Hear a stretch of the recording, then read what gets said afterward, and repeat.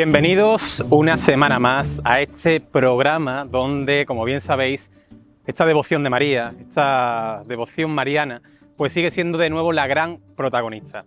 En este caso, pues nos hemos desplazado de nuevo a un lugar que, como ya sabéis, para mí es muy importante, que es esta localidad de Utrera. Y una de las principales señas que tiene este municipio sevillano es el amor particular que tiene a la devoción de María. María, el amor a la Madre, siempre ha sido una constante y así se reitera en distintas, pues vamos a decir, manifestaciones devocionales. Desde la propia Virgen de Consolación, la Virgen de las Veredas y, por supuesto, una muy particular que no viene del entorno rural, sino que viene de algo mucho más profundo y más globalizado, que es la devoción salesiana a María Auxiliadora. Utrera es un pueblo con una gran entidad, vamos a decir, una personalidad muy propia, que se remonta, pues bueno, a periodos más antiguos del que tenemos constancia. Desde el propio Paleolítico sabemos de la existencia de esta localidad, de este pueblo, y sobre todo la importancia que siempre ha tenido la fe y la religión. Y por supuesto el culto desde la propia diosa Isis a posteriormente la propia devoción mariana y a día de hoy que siga siendo nuestro mayor timón y nuestra mayor fe y esperanza. Utrera se caracteriza sobre todo pues por esa presencia del toro bravo, por ser también cuna del flamenco y por supuesto también por ser considerada como la primada de los salesianos en España. Una orden que llegará desde Italia de la mano pues de una figura clave de la historia internacional como es el propio San Juan Bosco y que llega a Utrera pues la verdad con una identidad y una personalidad muy acorde a la tierra en la que ahora mismo nos encontramos. Tendremos que viajar al año de 1881, cuando un tren tan característico en una localidad en la que ferrocarril jugará un papel clave, ya que tendrá una conexión directa entre Sevilla y Cádiz, pues pare en esa estación que a día de hoy conservamos y de él pues bajen la figura o tres grandes figuras procedentes del propio territorio italiano. Serán tres salesianos encabezadas por la figura de Cagliero, mano derecha del propio Don Bosco, y que han decidido que sea Utrera el punto neurálgico que facilite una devoción de María, de ese auxilio, y que se repartirá posteriormente por lugares como Sevilla, Barcelona, Morón, pero que tendrá como punto de partida, vamos a decir como punto neurálgico, pues esta localidad de Utrera. Por tanto, gracias a la acogida que tendrá del Marqués de Casa Ulloa, del que hablaremos ahora en profundidad, estos tres italianos llegan a este municipio sin conocer básicamente la lengua, sin conocer la identidad, como ya reitero, y establecerán de una forma muy humilde pues una devoción que cambiará para siempre la historia de este pueblo. Y sigue siendo importantísimo. Ahora mismo me encuentro a espaldas de este maravilloso edificio, un edificio decimonónico que mantiene la esencia, la naturaleza, pues que marcará y que traerá a estos salesianos de Utrera.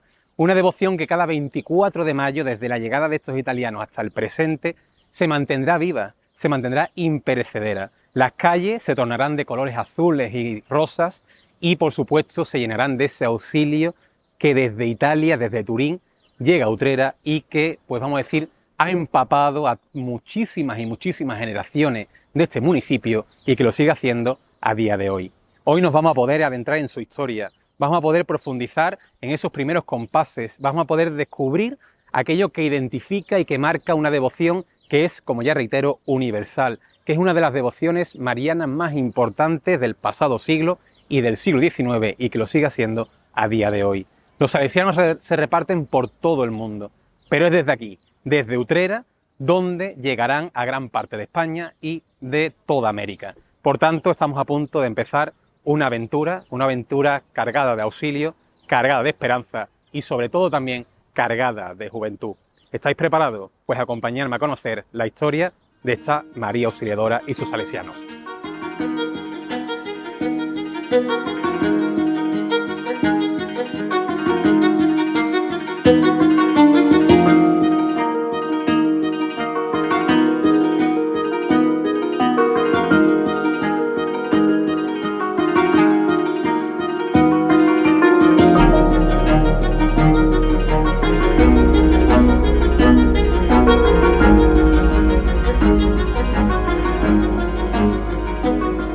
Lo prometido es deuda. para poder conocer esta historia salesiana, primero que todo, por supuesto, debemos conocer un poco lo que había en la Utrera del momento. Más que la Utrera del momento, la Utrera que hubo atrás en el tiempo y que también condicionó pues la llegada de estos salesianos. Ahora mismo nos encontramos en la famosa Capilla del Carmen, actualmente sede principal pues, de la Orden Salesiana y, por supuesto, teniendo a María Auxiliadora y San Juan Bosco en el altar mayor. Pero la historia se remonta aún mucho más atrás en el tiempo. Concretamente debemos viajar a una Utrera del siglo XV, comienzo del siglo XVI, en la que comienza a despegar. Una Utrera en el que, a partir de esa famosa carta de franqueza o carta de privilegio que se entrega a esta misma villa, comenzará a sufrir un gran, vamos a decir, un gran acontecimiento, un gran aumento demográfico y la llegada de un gran número de personas. Una carta de franqueza que también demuestra la personalidad y la identidad, como siempre reitero, de esta villa. A partir de ella, aquellas personas que tengan delitos menores quedarán olvidadas en la localidad de Utrera, y no solamente eso, sino que no se tendrá en cuenta ni etnia, ni religión, ni ningún elemento. Por tanto, Utrera se convertirá en un lugar de cobijo, como 4 siglos más tarde volverá a hacerlo, en este caso con los salesianos que vienen de Italia. En ese momento comienza, vamos a decir, a generarse un nuevo núcleo urbano. Las murallas se extenderán, la ciudad crecerá y, lo que también es más interesante, comenzarán a llegar pues grandes familias nobles y con ello también la creación de distintos templos eclesiásticos y la llegada de órdenes monacales. Habrá, por supuesto, una fundamental que será la orden franciscana, orden que traerá consigo también la famosa Virgen de las Veredas, pero otra que no podía faltar de ningún modo es la orden carmelita. Una orden que en sus orígenes no estarán en el lugar en el que ahora mismo nos encontramos, sino que estará en otro gran pulmón o corazón de la devoción mariana de Utrera, que es la propia ermita de Consolación. Después de ese famoso milagro de la lámpara de aceite, o vamos a decir un poquito antes, remontándonos en el tiempo, aquella famosa ermita quedaría totalmente abandonada y la propia orden carmelita establecerá como punto de partida a su establecimiento, su localización en la villa, esa ermita de Consolación. No obstante, vamos a decir que la distancia, la lejanía, el desapego que todavía existía con Consolación provocaría que esos carmelitas calzados tuviesen que abandonar aquel espacio para encontrar uno mucho más propenso, mucho más fácil, accesible y sobre todo también que fuera más atractivo para los devotos y los fieles. Por tanto, encontrará un lugar muy concreto que será en esa zona conocida como Las Veredas y establecerá su punto de partida, en este caso ya en pleno corazón de Utrera, en este mismo templo. Un templo importantísimo, porque son varios los documentos de archivos que nos hablan de las grandes devociones que aquí mismo se mantuvieron. Aquí tenemos, por ejemplo, a mi espalda, a mano izquierda, tenemos la Virgen del Carmen, titular, por supuesto, de lo que era la capilla carmelitana y todo el espacio conventual que acogía esta casa. Espacio conventual que irá transformándose y adaptándose a los tiempos modernos, pero de eso hablaremos a continuación. Esta Virgen del Carmen será un reclamo, de nuevo, vamos a decir, que creará un auténtico faro de atención para todos los devotos cercanos a la villa, a esa segunda muralla que se crea y que encuentran pues aquí en el Carmelo, en Utrera, pues un punto de devoción y de fe. Sabemos la existencia de cofradía para la Hermandad del Carmen, pero no solamente la presencia de esa Hermandad del Carmen, sino que había más devociones populares. Una de ellas también fue muy importante a lo largo del siglo XVII y del siglo XVIII. Sabemos que la imaginería en Utrera, la Semana Santa que se vive en esta tierra utrerana, es muy particular, muy rica, con un gran patrimonio artístico y sobre todo pues un gran patrimonio de fe. Pues había una devoción importantísima que era la famosa Virgen de la Soledad. Virgen que de forma reiterante en los documentos de época se aprecia cómo había infinitud de misas rezadas que se pedían delante de esta talla que estuvo concretamente en este mismo espacio. Ya os digo, de nuevo era un auténtico sol, una auténtica constelación que servía para seguir atrayendo a fieles a su madre. Esta devoción de la soledad parece que se verá condicionada con las famosas desamortizaciones. Desamortizaciones que inundarán o dañarán para siempre este templo. ¿Por qué? Porque sabemos que a partir de la desamortización de Mendizábal, este edificio quedará abandonado y la orden carmelitana quedará expulsada para siempre de este recinto. Es importante destacar cómo aquí estaba la orden carmelita calzada masculina. En Utrera había otra orden carmelitana, por supuesto, en este caso calzada pero femenina, que a día de hoy sigue existiendo, más de 450 años más tarde, que es la de esa famosa capilla o ese gran convento de la Purísima Concepción. Aunque por desgracia parece que la orden masculina desaparece con ese acontecimiento más que, vamos a decir, circunstancial, político, que acabará dañando para siempre el patrimonio utrerano, pero no solamente creará una cicatriz en esta villa, sino que lo hará en todo el propio reino de España. A partir de ahí este convento quedará abandonado, quedará exiliado de la mentalidad, del ideal e incluso de la devoción popular de Utrera. No obstante, parece que estaba todo ideado porque poco tiempo más tarde, en ese año de 1881, concretamente en el mes de febrero, comenzarán a moverse, a llegar, como ya os comenté a la introducción, ese tren, ese ferrocarril que venía desde Sevilla a Cádiz y que traía consigo a un grupo de italianos que bajo la correspondencia, bajo la palabra, bajo la promesa de San Juan Bosco en aquel momento, pues traían consigo una nueva vitalidad para este edificio. Con ellos se revitalizará, se llenará de juventud, se llenará de vida y esta Capilla del Carmen comenzará a vivir un segundo periodo, un periodo glorioso en el que a día de hoy todavía se aprecian pequeños resquicios de lo que fue. Ahora a día de hoy, pues engrandecido, vamos a decir que todavía más glorificado por esa presencia salesiana que hoy día lo define. No obstante, tener en cuenta algo importantísimo, hay huellas y sigue habiéndolas. No solamente tenemos aquí a esa titular del Carmen, también tenemos por supuesto a esa talla importantísima de San José, también tan vinculada a la orden carmelitana, talla del siglo XVII, de un buen hacer técnico, plástico y sobre todo con ese carácter que simpatiza, ¿no?, con ese Padre putativo de Cristo y donde el contacto directo llevando a su Hijo de la mano nos permite fácilmente tener una visión mucho más verosímil con la propia figura de Jesús. Del mismo modo, también tenemos una Santa Teresa, con el peculiar detalle que aparece mostrando sus sandalias. ¿Por qué? ¿Puede ser un recurso artístico, plástico del momento? No, viene a demostrar que lo que aquí había era una orden carmelitana calzada. Pequeños lenguajes que se ven también amplificados con las pinturas que envuelven la capilla, a día de hoy, vamos a decir, sincronizadas con la presencia salesiana, pero que viene a demostrar la autenticidad, la suma, la unión del pasado, del presente y que trae consigo pues esa presencia salesiana carmelitana en este mismo lugar en el que ahora mismo estamos. Solamente queda presentaros a la que actualmente, y esperemos que por siempre, sea el Auxilio de Utrera.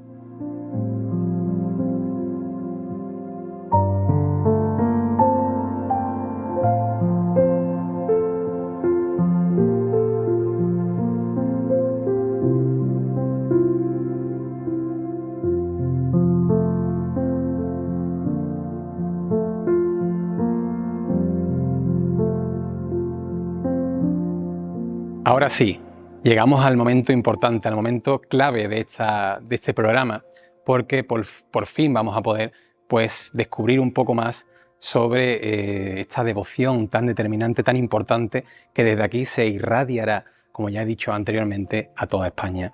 Para poder entender a María Auxiliadora, debemos entender también primero a San Juan Bosco. Y os preguntaréis, bueno, ¿a qué se debe ese nombre de salesianos? Pues por algo muy significativo. Este retablo nos lo indica. A mí me gusta siempre explicar o decir que el retablo cumple una función importantísima, que es la de adoctrinar, es decir, la de enseñar. El simbolismo que acoge, vamos a decir que todos y cada uno de los elementos que representa vienen a hablarnos. Y en este caso el retablo nos está hablando, ¿no? Porque además de tener, por supuesto, a María Auxiliadora presidiendo ese primer punto principal de lo que es la capilla, también tenemos a ese, vamos a decir, ese elemento determinante que es el santo que tenemos en la parte alta, San Francisco de Sales.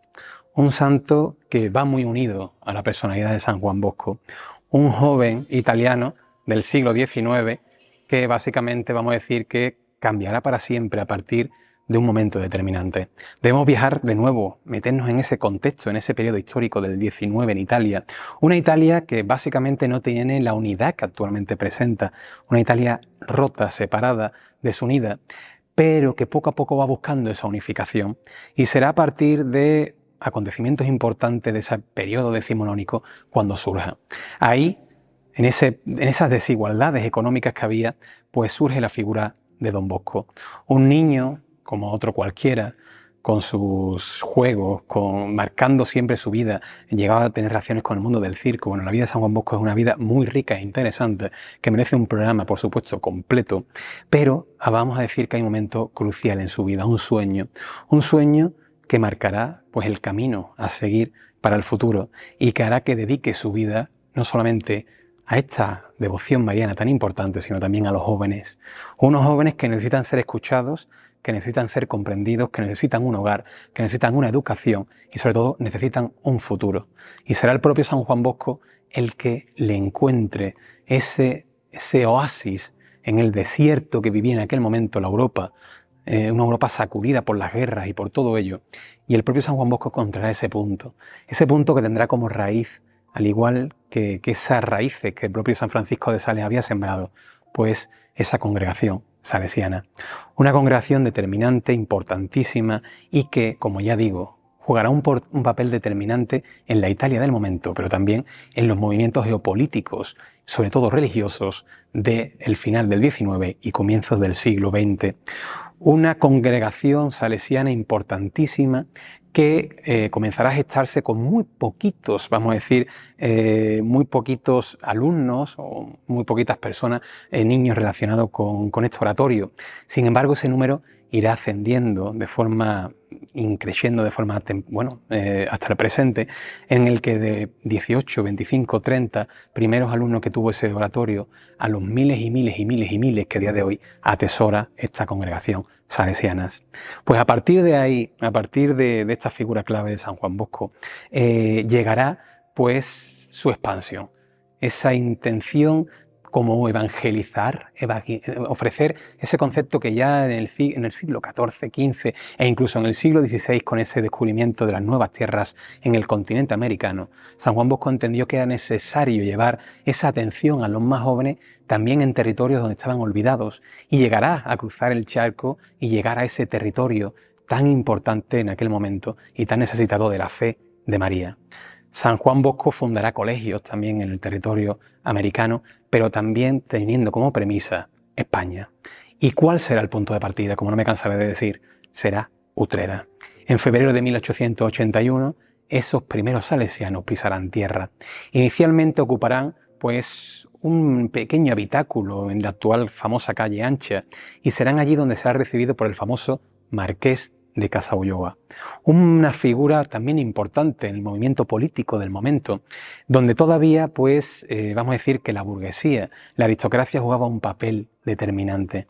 Este señor, este Marqués de Casaulloa, será el intercedente principal para que los salesianos vengan a Utrera, no solamente la congregación salesiana, sino que también lo hará con las propias Hermanas de la Cruz, que también vendrán de la mano del Marqués de Casaulloa a esta misma tierra.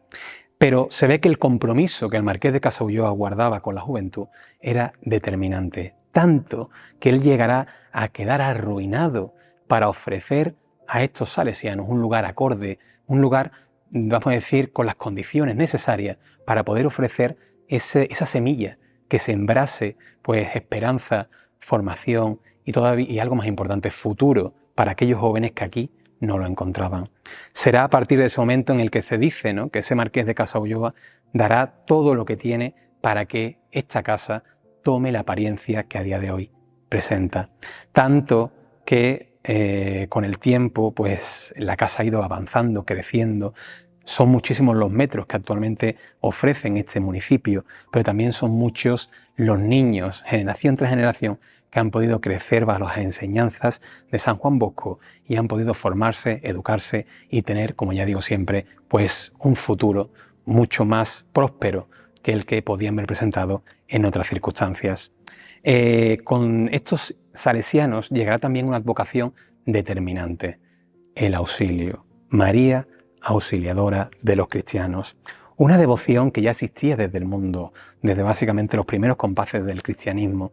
Ese auxilio a los cristianos tan importante, que será también momento de ruego para los mártires que daban su vida en el nombre de Jesús. Pero no solamente eso, sino en diferentes acontecimientos de carácter bélico, por ejemplo, ¿no? Sabemos la importancia que jugará en diferentes guerras a lo largo del siglo XVI y XVII, pero también habrá un momento crucial en este mismo ideal. De forma casi contemporánea a San Juan Bosco, sabemos que el Papa Pío VII fue hecho prisionero por Napoleón Bonaparte. En esa intencionalidad de Napoleón de extenderse, de extender vamos a decir, su poder por toda Europa, por todo el continente, llegará a Italia. Y a la propia Roma se atreverá a encarcelar al propio pontífice. Una declaración de intenciones muy propia, muy evidente, demostrando el poder que lo definía en aquel momento. No obstante, podía tener el poder en la tierra, pero no el poder en el cielo. Es ahí cuando el propio Papa Pío VII se pondrá bajo la protección de María del Auxilio y concretamente un 24 de mayo quedará liberado. Será entonces cuando esta devoción se colmará, se convertirá en un referente para toda Italia, para todo el mundo, y será tomado como punto de partida para la celebración de un día tan importante, no solamente para este pueblo, sino para el mundo entero, que será el de María Auxiliadora. De esa forma, el propio San Juan Bosco, tomando como punto de partida inicialmente Inmaculata, posteriormente Auxiliadora, comenzará desde Turín a difundir una devoción que, ya os digo, se hará eterna, pero sobre todo se hará atemporal y no tendrá espacios ni límites, sino que llegará al mundo entero. Y aquí vendrá a este pequeño pueblo de la campiña sevillana, un pueblo que había ido creciendo a lo largo del siglo XIX, que había ido apagándose a medida que avanzaba el XX, pero que con esta presencia de los salesianos volvería a respirar, volvería a llenarse de esperanzas y de sueños, y con ello llegará pues ese auxilio que también hacía falta en la localidad, con la que será la primera imagen de María Auxiliadora en todo el territorio de la península ibérica, en toda España y Portugal, y será en la propia Utrera. Una imagen que pues colmará a todos los devotos, a todos esos jóvenes que de una forma u otra han crecido, han sido testigos cada 24 de mayo, cada 24 de cada mes, se han postrado ante ella, pidiendo, rogando, auxiliándose, y ella le ha escuchado. Una devoción que cada día está más arraigada en el corazón utrerano. No solamente en Utrera, yo puedo hablar de aquí porque es el programa al que estamos dedicando, pero es evidente que la devoción a María Auxiliadora se extiende por el mundo entero. Y, como ya comento, aquí es una auténtica fiesta. Lo que se vive cada 24 de mayo por las calles utreranas es júbilo, es disfrute, es infancia, es volver a ser niños, y eso es fundamental. Y todo ello se debe a este lugar al que estamos, a estos salesianos que traen consigo a esta advocación, a esta esperanza, a esta fe y sobre todo a este auxilio.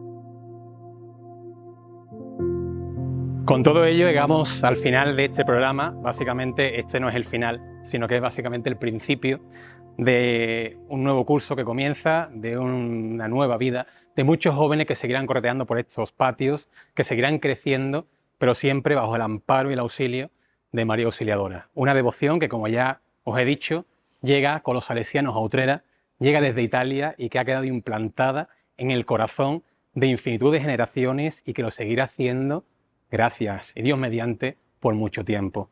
Esta es la casa de todos los utreranos, la casa del mundo y sobre todo el auxilio de todos los cristianos. Nos vemos la semana próxima.